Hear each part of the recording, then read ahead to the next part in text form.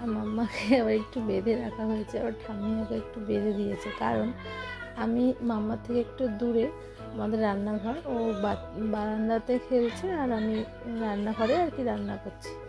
এই যে দেখো ভাত হয়ে গেছে, তারপর থাকে ওইটা আমার কাছাকাছিগুলো করতে হবে। মাম্মার বোতলগুলো ফুটিয়ে নিয়েছি, বোতলগুলো একে একে তুলে নেব। তুলে এই যে গরম জলটা থেকে যাবে এটা দিয়ে আমি আবার মাম্মার জামা কাপড়গুলো কেচে নেব। তো কাঁচা বোতলগুলো মানে জলটা অনেক গরম, তো একটা একটা করে বোতলগুলো আমি তুলে নিচ্ছি জল থেকে, আলাদা একটা পাত্রে রেখে দেবো। দিয়ে এই জলটা দিয়ে আর কিছু ঠান্ডা জল মিশিয়ে তারপর আমি কাচতে দিয়ে দেবো।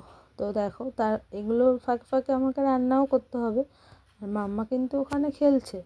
এই যে দেখো আমার সব কটা বোতল তোলা হয়ে গেছে, এবার আমার ভাতটাও হয়ে গেছে,